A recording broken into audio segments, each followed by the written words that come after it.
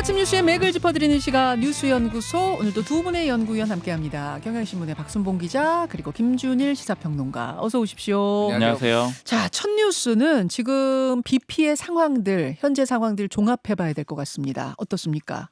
어제 기준으로 총 4명이 사망을 했습니다. 아까 오프닝 때 전해주셨었는데 네. 경기 오산에서 옹벽이 무너지면서 40대 남성 A씨가 숨졌고요. 사실 심정지 상태로 구조가 되긴 했었는데 병원으로 옮겨져서 숨졌습니다. 네네.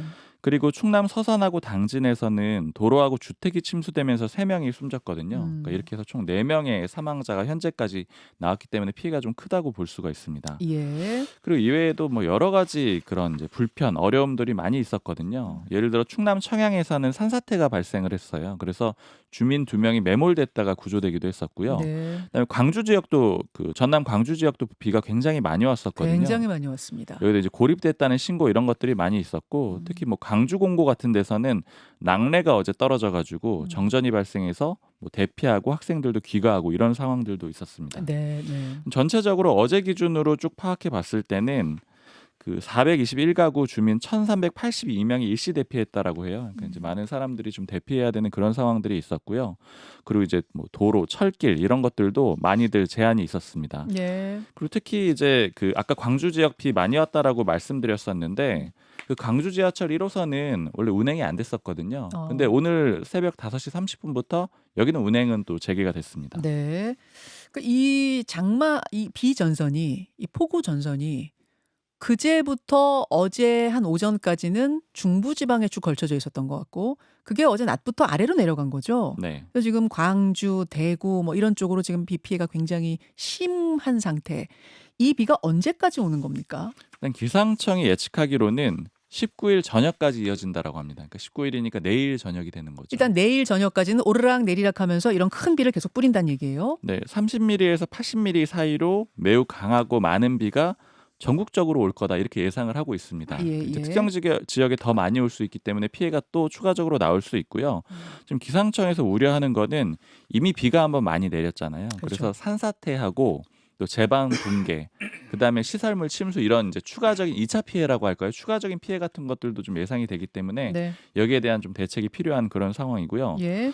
지금 그 아까 아래쪽으로 가면서 비가 점점 많이 왔다라고 말씀드렸잖아요. 그러니까 지금 전남 같은 경우에는 오늘 새벽에 호우주의보가 발효가 됐고요. 그다음에 부산 서부 이런 것들도 호우 경보가 발효돼 있는 상황입니다. 네. 비 피해 상황을 전국적으로 종합하면 이것도 한참 걸릴 정도로 정말 비가 많이 왔어요, 김준일 평론가. 1시간 기준으로 하면은 서산은 500년 만에 지금 제일 많이 비가 왔고, 서산 지역에. 예, 홍성은 300년 만에 이제 와. 폭우가 왔어요. 이게 2022년에 서울이 물바다 됐을 때, 네. 그리고 2023년에 이제 오송 그 참사 있었잖아요. 네. 지하차도 참사. 그러니까 거의 동일한 패턴이에요. 그러니까 이게 동일한 패턴이 계속 반복되고 있다라는 거는 이런 게릴라성 집중호우가 내년에도 내후년에도 계속 될 거라는 거를 생각하고 네. 모든 시스템을 다 그렇게 이제 바꿔야 된다라는 거죠. 맞습니다. 예. 맞습니다. 뭐 그게 이제 뭐 배수량 배수하는 것도 그렇고 경보도 그렇고 모든 것들을 다 그렇게 바꿔야 되는데 왜 그러냐? 네. 근데 똑같은 패턴인데 뭐냐면은 뭐 대기의 강이라고 보통 얘기를 해요. 근데 이제 수증기가 지금 태평양 쪽에서 쫙 이렇게 동중국해를 지나가지고 한반도로 지금 엄청나게 유입이 되고 있는데 찬 공기에 막혀가지고 지금 여기에 폭우가 지금 쏟아진 거예요. 그럼 왜 이 대기의 강이라고 부르는 수증기가 많냐? 더워서 그래요. 그렇죠. 예, 뭐 아주 심플한 얘기인데 바다가 데워진 거죠. 예, 네. 올해 이달 상순에 네. 그러니까 올해가 아니라 이달 초에 우리나라 그 해역의 수온이 예년보다 4.7도가 높았습니다. 그러니까 쉽게 얘기를 하면 뜨거우면은 수증기가 햇빛 막 쐬면은 그냥 수증기가 많이 올라가는 거예요. 4.7도면 이게 어마어마한 건데요. 근데 지금 전 지구에서 관측되는 수증기가 역대 관측 이래 최고예요. 근데 이거는 내년은 더 많아지고 내후년 더 많아질 거예요. 왜냐면 계속 더워지니까. 그렇죠. 바다가 더워지니까. 그러니까 그렇죠. 이거는 수증기가 떠다니고 있다가 어디 한번 걸리면은 그냥 폭우 떨어지는 거 이런 식이 지금 되는 거여서 예. 이거는 이제 준비를 해야 된다 이제는. 정말 철저하게 준비를 한다고 하는데도 이런 사고가 지금 계속 이어지고 있습니다. 특히 조금 전에 저희가 영상으로 보여드려서 아마 오프닝 때 유튜브와 레인보우로 영상 보신 분들은 어제 오산에서 있었던 이 옹벽 사고, 사실 너무도 끔찍해서 저희가 그 중간을 좀 편집을 했어요. 이걸 보는 분들이 너무 끔찍하실 것 같아서. 정말 한 번에 차량을 덮치면서 운전하고 있던 40대 남성이 그대로 묻혀버린 이런 사고였는데 어제 전해드리면서는 안타깝다까지만 전해드렸는데 알고 보니 신고가 있었다는 거예요. 사전에 주민의 신고가 있었다는 거. 여기 이상하다. 막아달라. 같은 패턴이 이렇게 반복되는 게 참 안타깝습니다. 정말 화가 납니다. 이 상황 여기까지 일단 전달 드리고 두 번째 이슈 인사청문회 이야기 넘어가 보죠. 강선우 용산 입장 변화 없다. 예, 어제 아침에 저희 뉴스연구소를 제외하고 다른 이제 언론들에서는 특히 신문을 위주로는 용산의 기류에 변화가 있다. 혹은 이 사태가 가까웠다. 이런 거였는데 박순봉 기자는 취재를 통해서 기류에 아직까지는 변화가 없는 것 같다. 그런 말씀들 하셨어요. 네. 아니나 다를까 대통령실에서 그런 입장을 내놨죠. 근데 금방 그 방송 중간에 입장이 나왔더라고요. 이규현 홍보수석이 입장을 내놨는데 네. 이렇게 얘기를 했습니다. 강선우 후보에 대해 자진 사퇴로 대통령실 분위기가 기울었다라는 일부 언론의 보도는 사실과 다름으로 바로잡습니다. 이렇게 입장을 내놨고요. 네. 대통령실은 기존 입장에 변함 없습니다. 이렇게도 얘기를 했습니다. 네. 그러니까 기존 입장에 변함이 없다라는 거는 강선우 후보자를 지명을 한 거잖아요. 그러니까 지명을 했으니까 당연히 임명을 하겠다라는 그 기존 입장에서 변화가 없다라는 그런 취지가 되는 겁니다. 그리고 어제 우상호 정무수석도 브리핑을 했거든요. 네. 이제 다른 특사단 관련해서 원래 브리핑을 했는데 당연히 이 질문이 나왔죠. 지금 강선우 후보자에 대한 입장 어떻게 되는 것이냐 이 질문이 나왔는데 그 일부 언론에서 대통령실 관계자 발언을 인용해서 실제 기사가 나오긴 했었습니다. 그러니까 그 맞아요. 기사들이 완전히 틀렸다라고 볼 수는 없는 그건 거예요. 아니죠. 예. 이제 그런 표현들이 나왔는데 어떻게 되는 거냐 이런 질문이 나왔더니 그 금요일에 다 종합 보고를 해가지고 그 이후에 대통령의 어떤 지침을 받게 될 것이다. 그러니까 그 전까지 나오는 대통령실의 입장이라는 거는 개인 의견에 가깝다. 그리고 그 이후에 종합 보고를 한 다음에서야 지침이 있을 것이다.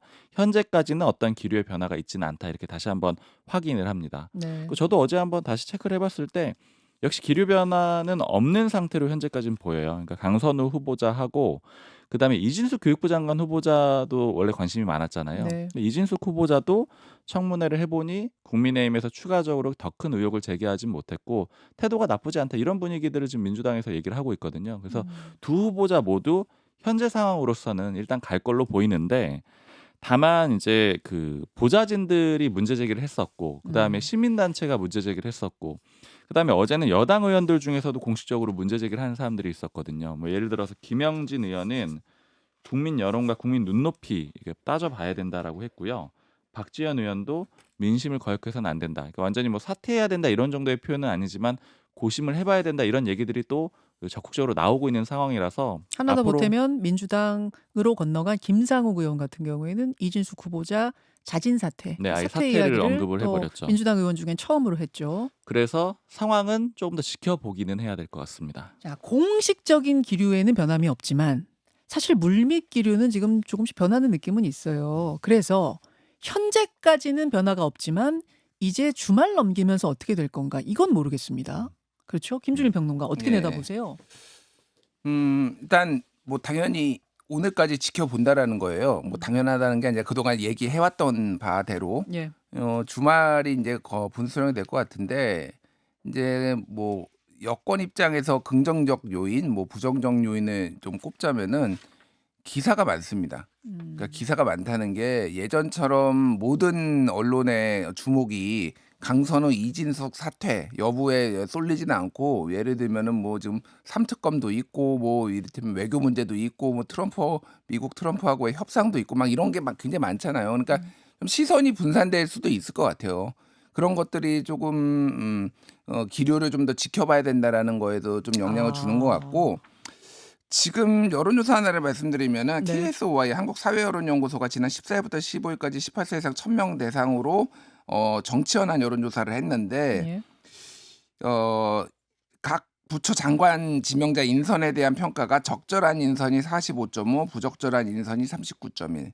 그러니까 적절한 인선이 그 차이가 6.5% 포인트로 조금 더 높아요. 그러니까 이게 언제부터 언제까지 한 거라고요? 14일에서 15일이요. 그러니까 14에서 15면은 초반입니다. 예. 그럼 오늘이 금요일이니까 14, 15가 무슨 요일이에요? 14, 15면은 14일 월화입니다. 월화. 아, 예. 그럼 월화 이틀 동안 진행된 거면은 강선우 후보자 청문회 정도는 반영이 된 거네요. 이진숙 후보자는 수요일이었으니까. 그리고 이미 네. 기사들은 많이 나왔어요. 그러니까 예, 예. 강선우, 이진숙 안 된다는 기사 나왔기 때문에 그러니까 제가 말씀드리는 거는 어쨌든 우세하다라는 거 전체적으로 봤을 때. 근데 이거를 떼가지고 강선우, 이진우를 임명해야 된다고 보십니까? 아닙니까? 이렇게만 아직 그 여론조사는 없는데 네. 만약 그게 나오면 좀 다를 수도 있겠죠. 근데 전체적으로 보면 그러면은 좀 임명 안고 가도 되겠는데 이런 기류가 있는 건 이게 조금 더 보자는 기류가. 국정 동력이 좀 떨어질 거라는 우려들 뭐 이런 것들이 있는데 어쨌든 종합적으로 좀 봐야 될 것 같아요. 지금 상황은. 결국 주말 어쨌든 금요일 오늘까지는 사퇴는 없다 기류가 맞는 것 같고 주말 사이에 이제 여론조사 또 민심 어떻게 흘러가는가를 보고 사퇴한다면 그러면 주말이 될까요? 아니면 월요일까지도 갈 거라고 보세요? 글쎄 저는 일단 현재 기류로서는 주말 사이에 더 특별한 게 나올 가능성이 별로 없기 때문에 예. 그러니까 왜냐면 뭐 어떤 카드를 가지고 있다라고 하면 이미 나왔을 가능성이 높기 때문에 크게 기류 변화는 사실은 없을 것 같은데 결국에는 그런 이벤트에 따라서 그 결정이 이루어질 것 같아요. 그러니까 더 큰 게 뭔가 나오면 예. 그러면 이제 결단이 이루어질 수가 있는 거고 아니면 쭉 흘러갈 거라고 보고요. 쭉 흘러간다는 얘기는 낭만은 없다? 그런 기류로 갈 가능성이 좀 높을 것 같고 사실은 그보다는 국회 상황을 조금 더 보겠다라는 입장일 것 같습니다. 왜냐하면 이제 국회에서 서로 싸우고 논의하고 채택하고 보고서 채택하고 안 하고 이런 과정들 있잖아요. 네. 그 과정까지도 다 지켜볼 걸로 보입니다. 근데 다만 이제 말씀하신 대로 계속 열려 있는 상황이라는 거는 이제 어제 그 언론사에서 기류 변화 있다라는 보도들도 나오고 네. 그다음에 다시 대통령실에서 반박하고 이런 상황들은 네. 대통령실 내부에서도 어쨌든 의견이 혼재돼 있다라는 걸 보여주는 거거든요. 그렇죠. 어느 사람에게 취재했느냐에 따라 좀 다를 수 네, 있어요. 그러니까 어떤 사람들은 아 네. 이거는 좀 낙마 쪽으로 가는 게 네. 맞지 않을까 이런 얘기들을 했는데 물론 최종적으로 이런 입장이 나왔다는 건 대통령이 확인했다라고 봐야 돼요. 그러니까 대통령의 입장은 현재까지는 일단은 그냥 가자라는 건데 내부에서도 반대 여론이 그만큼 크다라는 거니까 지금 그 반대 여론이 대통령실 내부까지 있는 거다 이렇게 볼 수도 있을 것 같습니다. 진짜 두 분 다 반반입니까 그러면? 낙마냐 아니면 두 사람 다 그냥 가는 거냐? 반반입니까? 저는 갈 것 같은데요. 기자의 촉으로 본다면 이 정도 분위기면 그냥 갈 것 같다. 다 두 명 다 임명할 것 지금 같다. 흐름으로는 갈 것 같습니다. 김준일 평론가 어떻게 보세요? 저는 한 명 정도는 낙마할 가능성이 좀 있다고 개인적으로 봅니다. 그 한 예. 명은 누구라고 보십니까? 모르겠습니다. 하지만 한 명 정도는 낙마하지 않겠냐. 자, 두 전문가가 이제 이렇게 예측한 가운데 여러분의 의견은 어떠신지는 문자로 보내주시고요. 그 다음 이슈 일단 넘어가죠. 국민의힘 상황입니다. 어제 국민의힘에서 폭탄 한 2개 정도 터진 것 같아요. 네.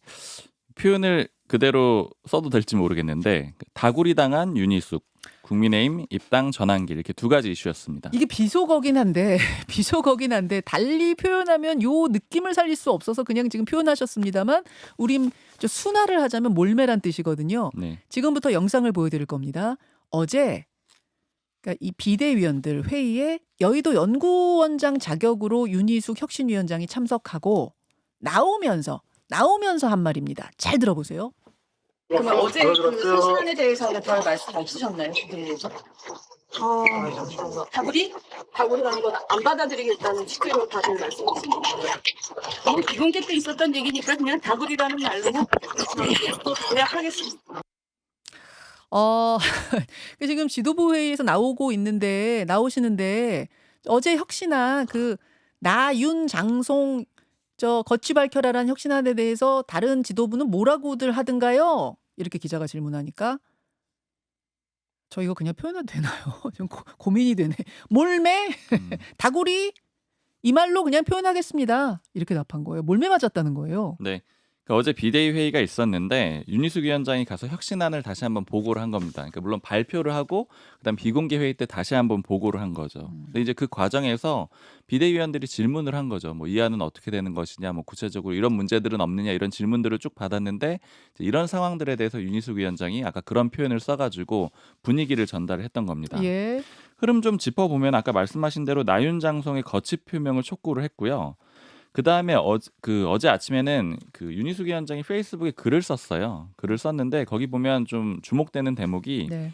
2004년 차떼기 정당 이 논란으로 존폐의 위기를 맞았을 때 37명의 중진들이 불출마 선언을 했다 이 얘기를 넣어놨습니다. 그러니까 이 얘기는 뭐냐면 거취를 스스로 밝히라라고 했는데 그 구체적인 방식에 대해서는 언급이 없었잖아요. 뭐 맞아요. 탈당인지 아니면 불출마인지 이런 것들이 언급이 없었는데 불출마 선언을 좀 염두에 둔 것으로 해석되는 그런 대목이 나온 겁니다. 아. 실제 회의에서 그러면은 그 윤희숙 위원장이 표현한 정도의 그런 상황이 있었느냐 여기에 대해서는 좀 이견이 있어요. 일단 비대위원들은 다른 입장들을 내놨는데 뭐 김대식 위원이라든가 이런 인물들 같은 경우에는 전혀 그런 상황이 아니었고 오히려 독려를 해줬다라고 했고. 그것도 잠깐 들어볼까요? 네. 김대식 의원. 예. 아, 준비 안 됐습니까? 김대식 위원의 것들은 준비가 안 됐군요. 그러니까 이게 무슨 말이냐면은 혁신 위원들하고도 공유 안 하고 혼자 이렇게 독단적으로 결정한 것에 대해 지적을 한 것뿐이지 우리가 무슨 뭐 몰매를 때리고 그런 거 아니에요. 이런 말이죠. 네, 정점식 위원 같은 경우에는 갈등이 없었다 뭐 이런 취지로도 얘기를 했고요. 그리고 오히려 뭐 고심하고 있는 그런 상황에 대해서 위로하고 격려를 했다 이런 표현도 그 김대식 위원은 쓰긴 했습니다. 네. 근데 저도 그냥 상황들을 좀 물어봤는데 물론 지금 그 안에서 윤희숙 위원장의 편을 들어줄 만한 사람은 없긴 해요. 그래서 이제 다른 참석자들도 마찬가지 그 비대위원들이랑 비슷한 분위기가 나오긴 했었는데 일단은 그 안건을 보고를 하니까 윤희숙 위원장한테 물어볼 수밖에 없었다라는 거예요. 왜냐하면 이 관계자 설명은 거기에 혁신이 관련된 사람은 윤희숙 위원장 한 명뿐이었다라는 거죠. 그래서 이 관계자 표현 중에 좀 인상적이었던 게 그런 상황을 만약에 몰매 맞는다라고 표현을 한다라고 하면은 원내대표는 맨날 나가서 몰매를 맞는 거냐. 그러니까 질문을 그냥 많이 받는 그런 상황이었다. 자, 그럼 그날 그 현장에서 이제 몰매가 있었냐 없었냐 요거는 차후로 요거는 뭐 차치하고 몰매를 맞았냐 안 맞았냐가 중요한 게 아니라 그 혁신안으로 던진 거 윤희숙 위원장이 말한 거 요게 받아들여질 거냐 아니냐 이 부분이잖아요. 지금 안 받아들여지는 분위기죠. 왜냐면은 그 비대위 때 물어봤던 게 이 내용을 혁신위에서 논의를 했느냐 이렇게 물어봤다라는 거예요. 네. 근데 안에서 내용은 윤희숙 위원장이 이제 개인 의견이었다라는 취지로 말했다라고 저는 모 관계자한테 들었고요. 예. 그 실제로 김효은 혁신위원도 페이스북에 글을 썼는데 그런 논의는 인적 청산 관련된 논의는 없었다라는 겁니다. 그러니까 결국 지도부의 입장은 개인 의견을 우리가 논의할 필요는 없지 않느냐. 그러니까 안건 자체가 안 된다라고 보고 있는 상황인 거죠. 끝난 거라고 보세요. 이 인적 쇄신안. 앞으로 계속 윤희숙 위원장이 내놓고 뭐 추진하고 이럴 의지를 보였기 때문에 논쟁이 좀 이어질 걸로 보입니다. 잠시 후에 호준석 혁신위원 인터뷰하겠습니다. 예, 그래서 직접적으로 혁신위원 한 사람의 이야기를 들으면서 상황 파악을 해보죠. 또 하나 폭탄이 터졌습니다. 아, 전한길 씨. 전직 한국사 강사이자 이제 아스팔트 태극기의 지금 뭐 대표 주자처럼 됐어요. 전한길 씨가 이미 한 달 전쯤에 입당을 한 사실이 어제 알려진 거예요. 네. 근데 이분이 그냥 입당만 한 게 아니라 내가 한 10만 명증을 지금 데리고 입당을 했다. 이렇게 얘기를 했습니다. 맞죠? 네. 6월 8일에 입당했다고 지금 국민의힘에서 확인을 했고요. 근데 이제 입당을 그러면 왜 시켰느냐 이런 논쟁이 이미 벌어지고 있는 상황인데 그 당 입장을 들어보면은 이 전한길 씨 이름이 본명이 아니었더라고요. 그러니까 전유관 씨가 본명인데 전 전유관 씨인지 몰랐어요. 저도 전혀 몰랐어요. 몰랐습니다. 네. 이 본명으로 온라인 입당했기 때문에 보통 이 온라인 책임당원 가입하는 건 굉장히 간단한 간단해요. 절차거든요. 네. 뭐 이걸 뭐 일일이 따져보고 이런 과정들이 없어요. 그래서 그냥 자연스럽게 입당이 됐다라고 설명을 하고 있습니다.